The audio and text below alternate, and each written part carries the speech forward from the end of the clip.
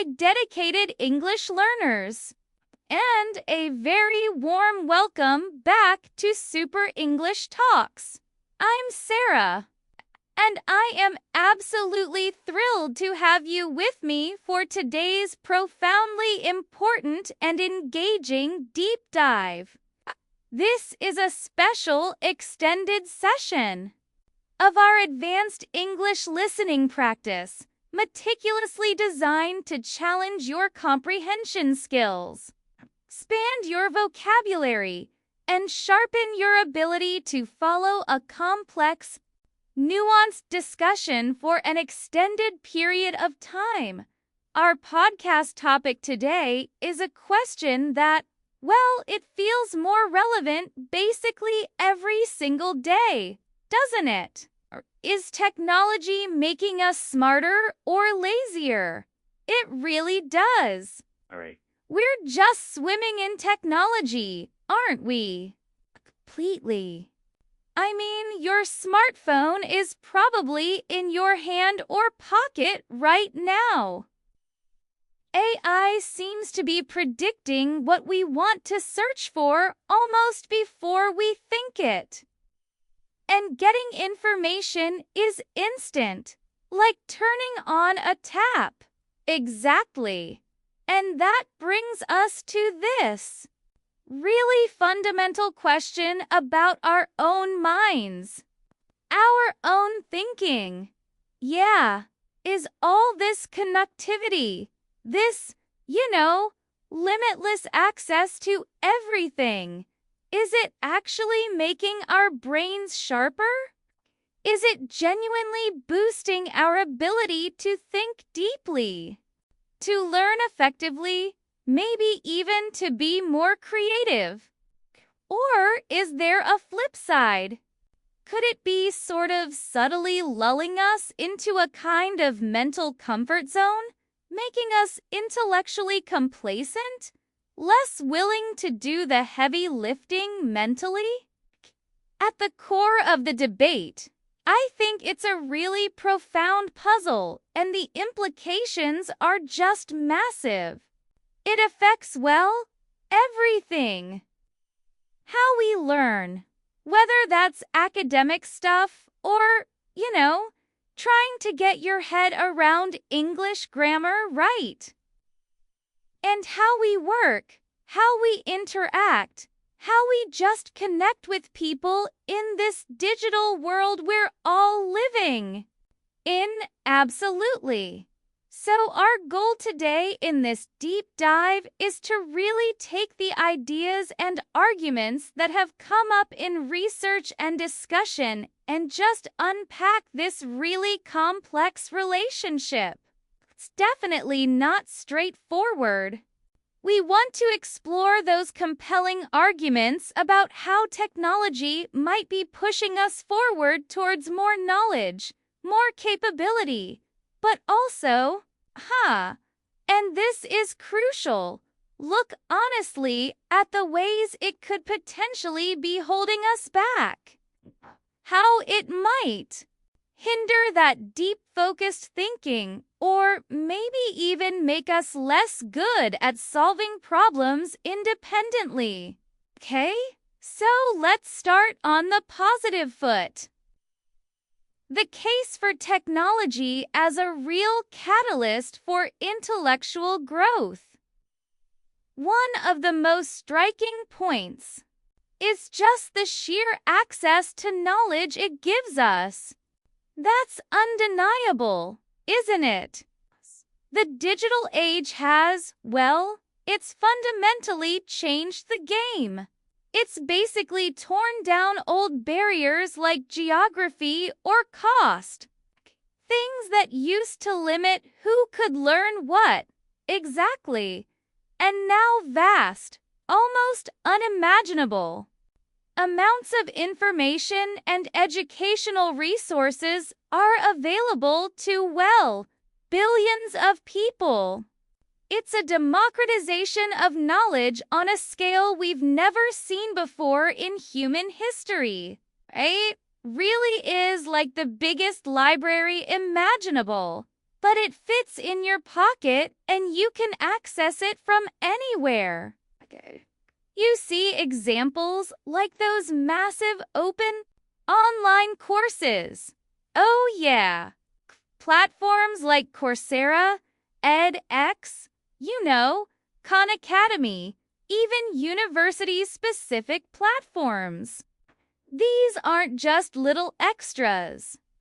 They offer full-blown courses, sometimes with lectures straight from professors at, top universities around the globe. And the sheer variety is mind-boggling. You can dive into super complex science like quantum mechanics if you really want to. Or explore really nuanced humanities topics like post-colonial literature or, deep philosophical debates. Stuff that maybe just 20 or 30 years ago was pretty much locked away in university libraries, accessible only to a few. And if your goal is specifically mastering English, especially at a higher level, this is just incredible. Oh, absolutely. Goldmine. You get access to authentic, challenging materials.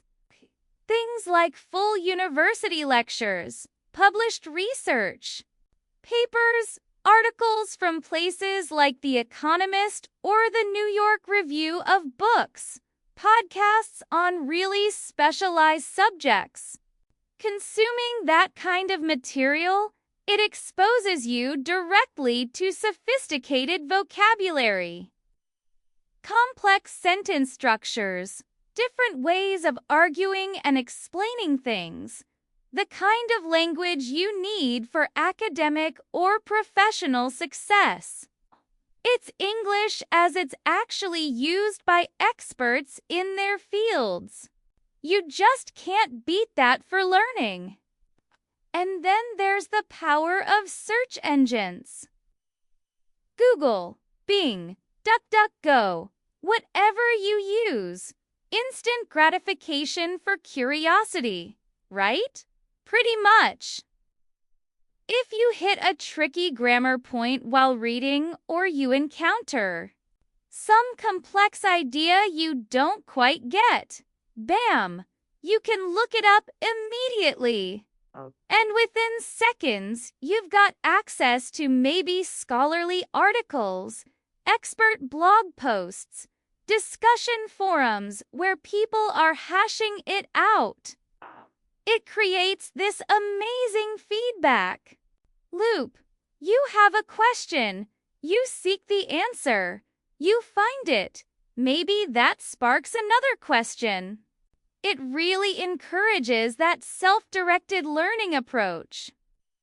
You become the driver of your own learning journey following your interests. Think about researching a complex topic, say the ethics of gene editing. A quick search brings up maybe a scientific paper full of data alongside an opinion piece from a newspaper and perhaps a blog post from an ethicist. And comparing those sources isn't just about gathering facts. It's practice in critical evaluation, isn't it?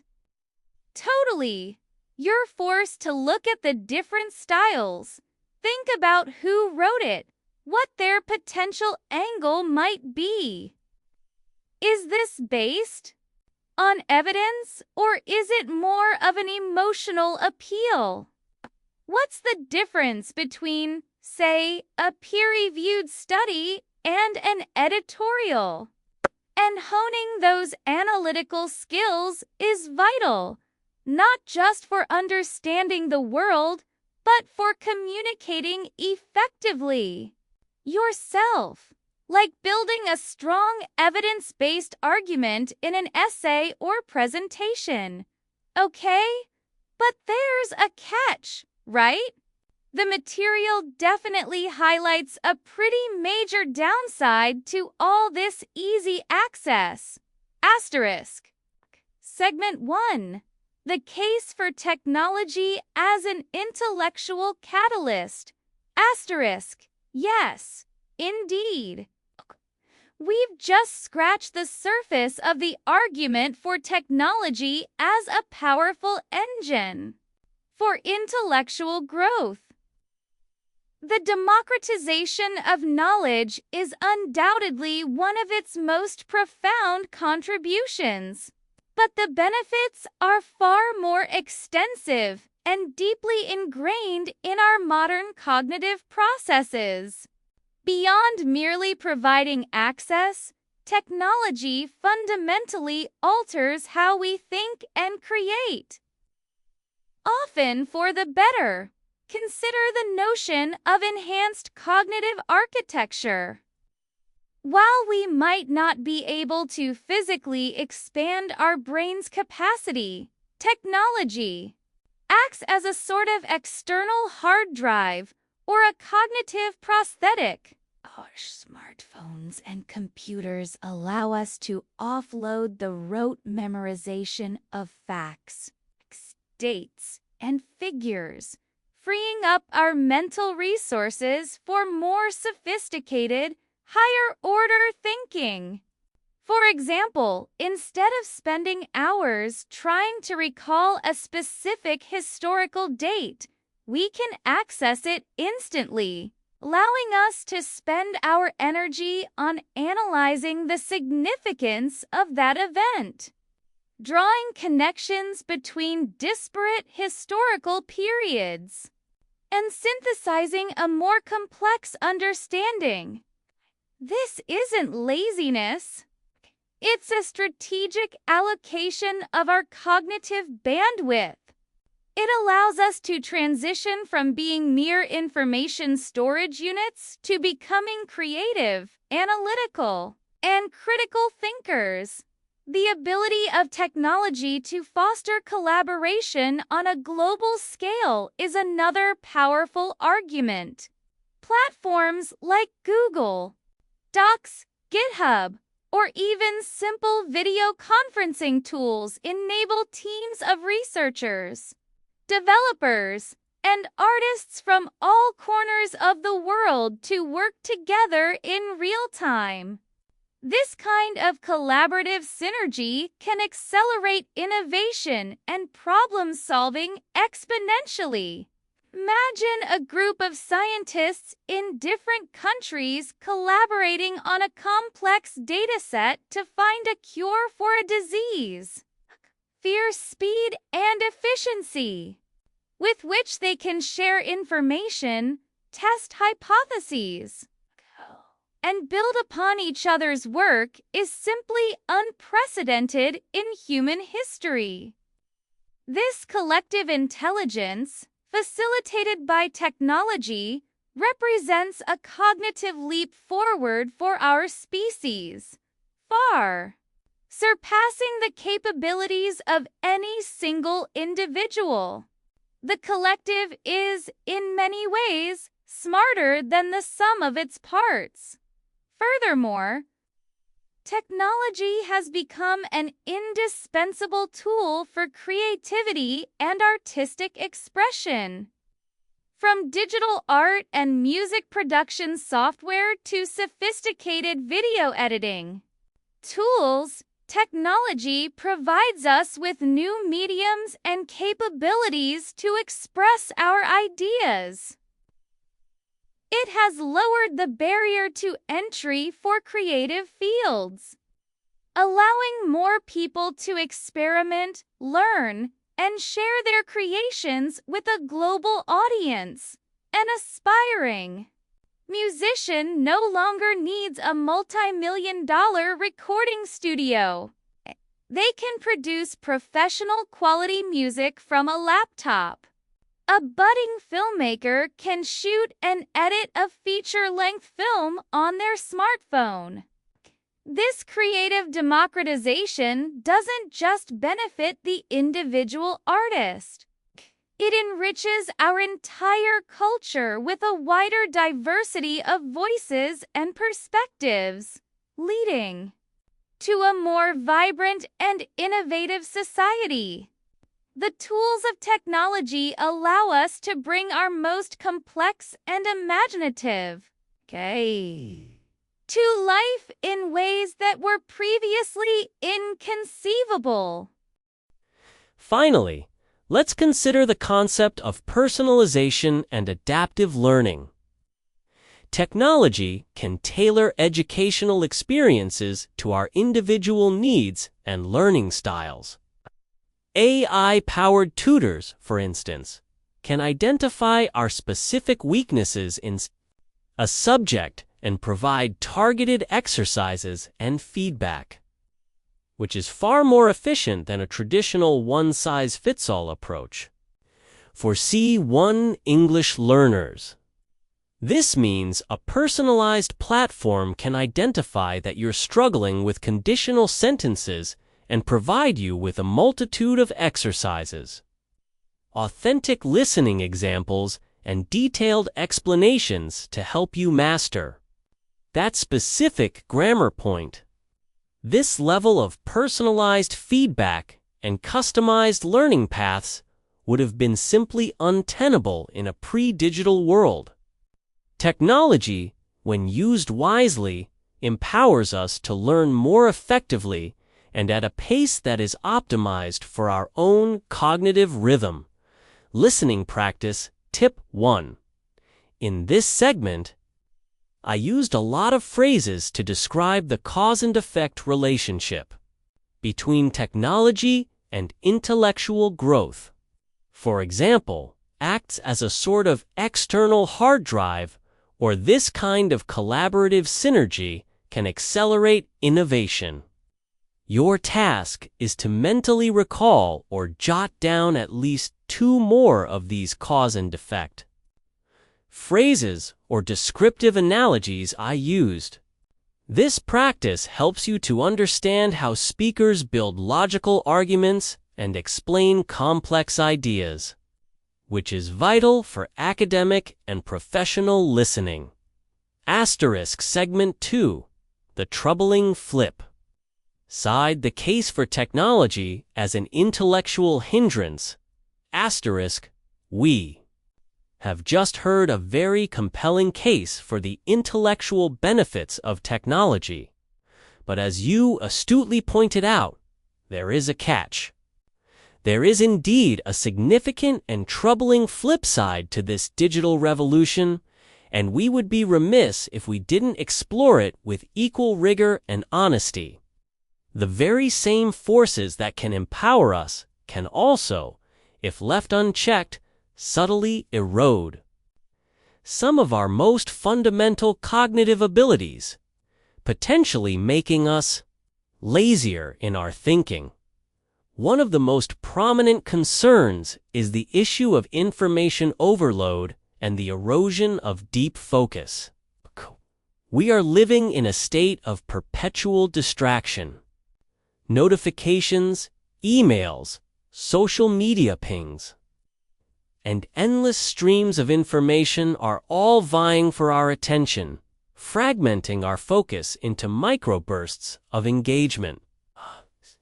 Constant state of switching attention, as some neuroscientists argue, may be retraining our brains to be less capable of sustained, deep focus.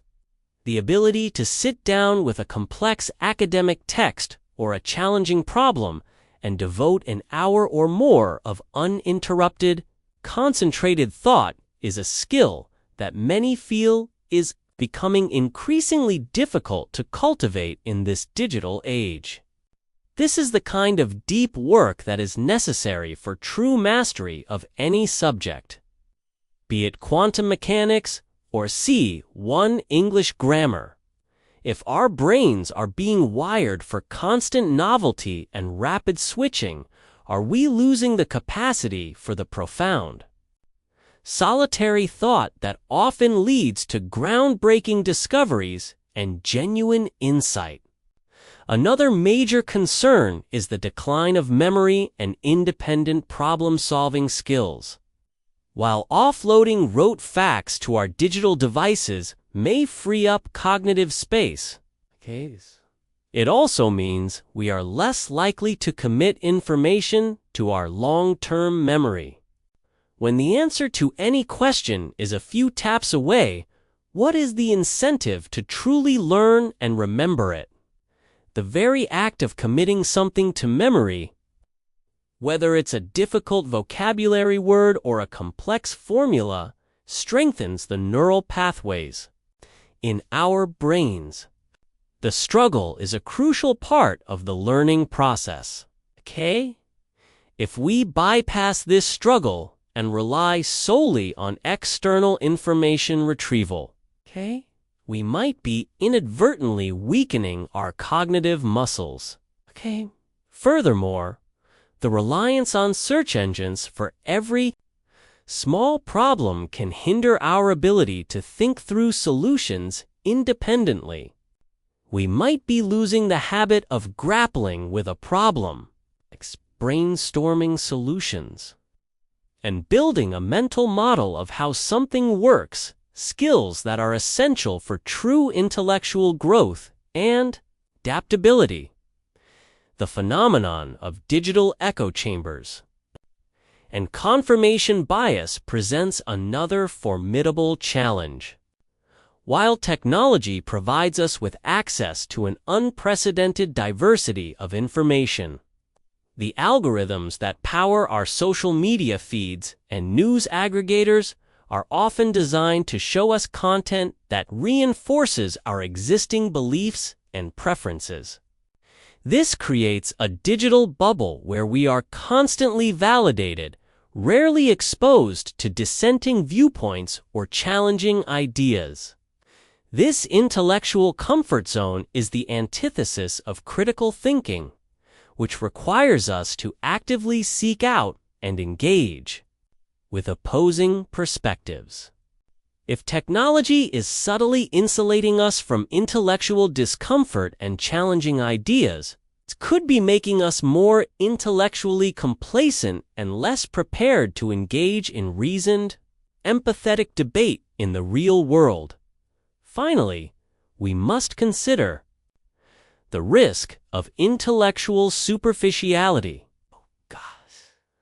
The ease of access to information can lead to a false sense of expertise.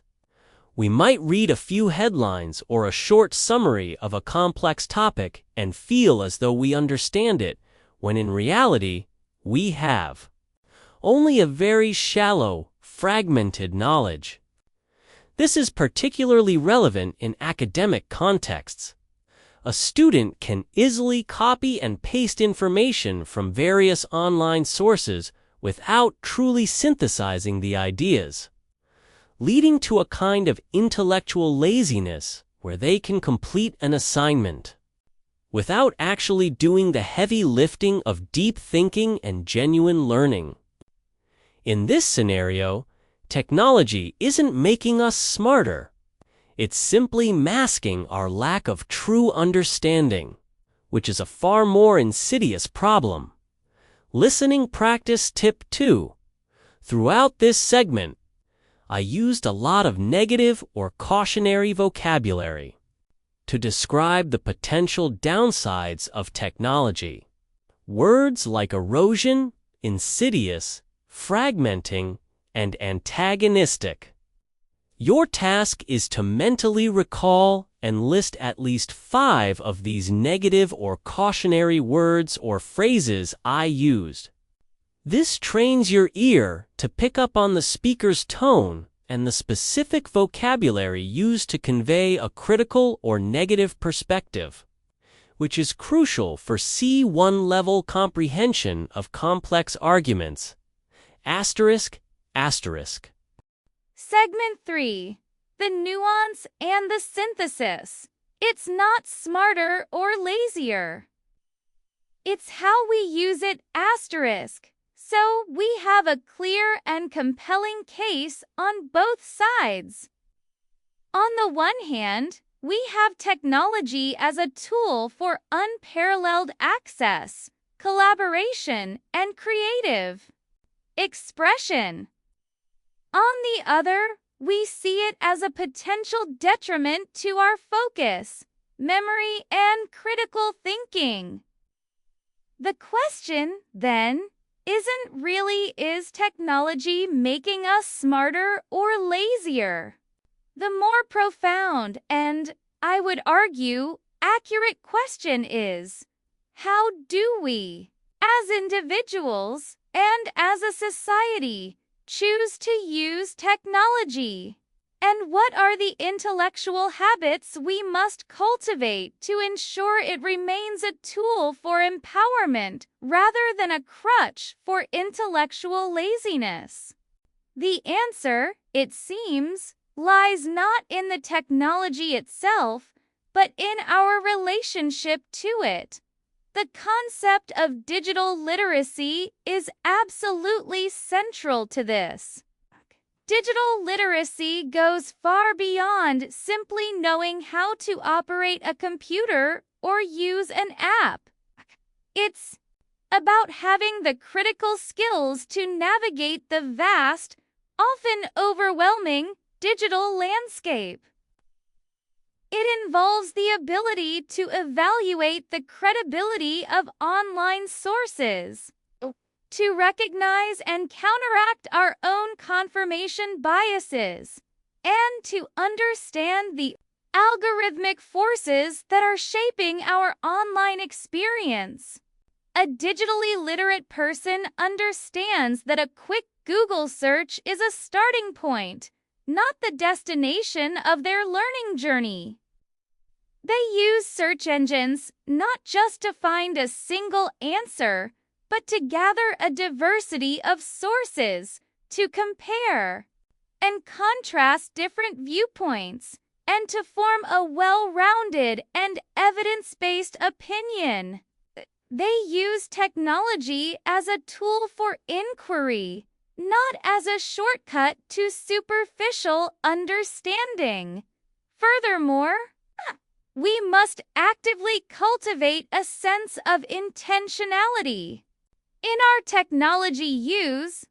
This means making conscious choices about when and how we engage with our devices. It might involve setting aside dedicated periods of time for deep work, where all notifications are turned off and we are fully immersed in a single task. It might involve curating our social media feeds to include more diverse and challenging voices, intentionally breaking out of the echo chamber.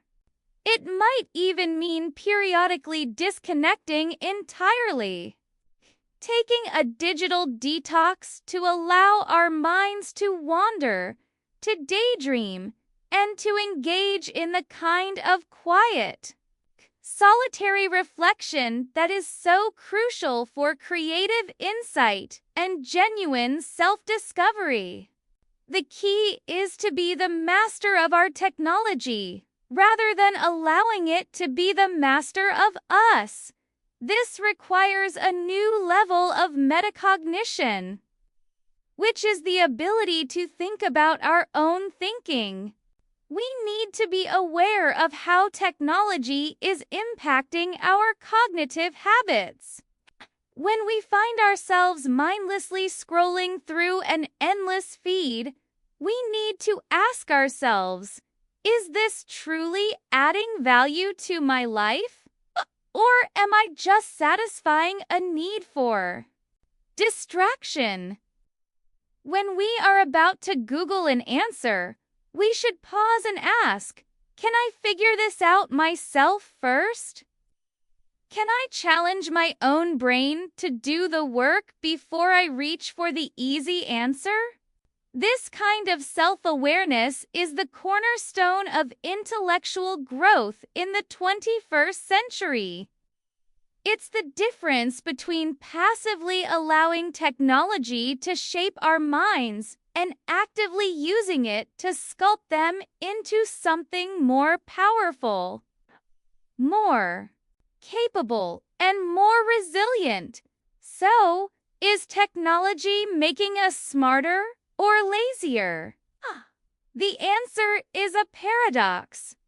It has the immense potential to make us smarter, but only if we consciously resist its insidious pull towards intellectual complacency and passive consumption.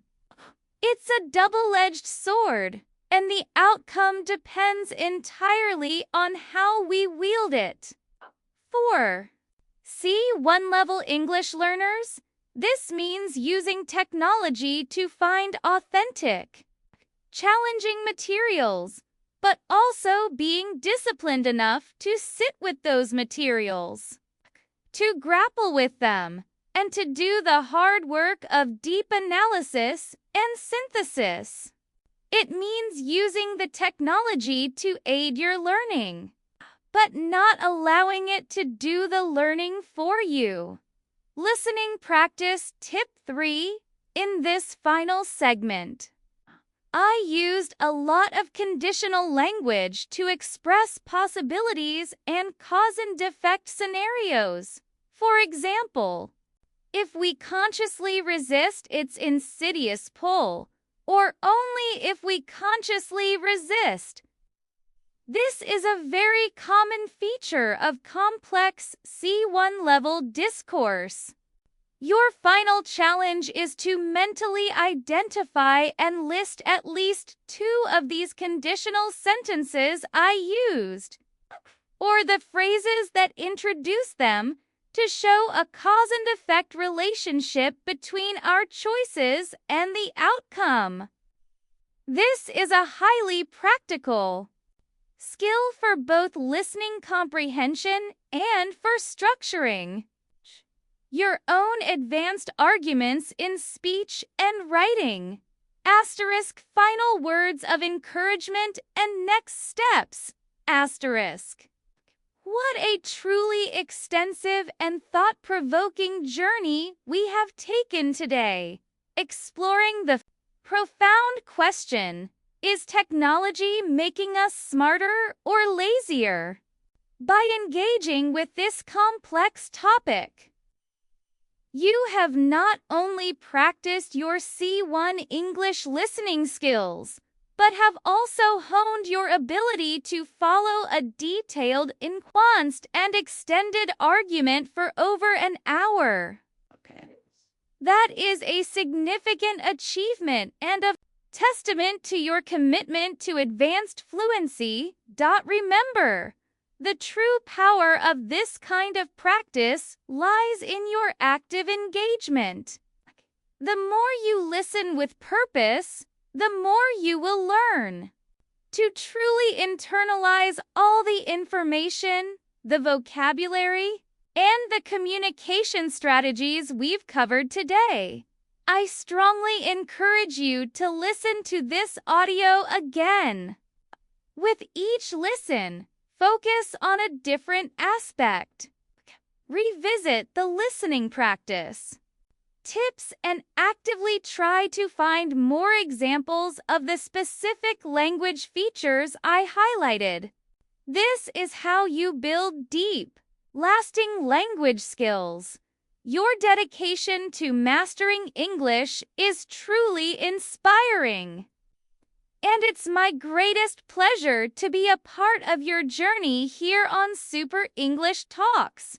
If you found this session to be as insightful and enjoyable as I did, please do me a huge favor and show your appreciation with a thumbs up. It helps the channel grow and reach more ambitious learners like you. And of course, if you have a friend, a colleague, or a study partner who is also working hard on their English, please share this video with them. Collaborative learning is powerful, and it would be wonderful to grow our community of advanced English speakers together, and a huge thank you to all of you who have already subscribed to Super English Talks.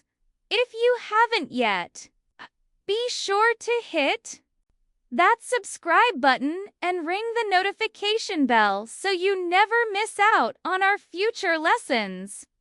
I am constantly working to create content that is not only educational, but also truly engaging and relevant to your learning goals.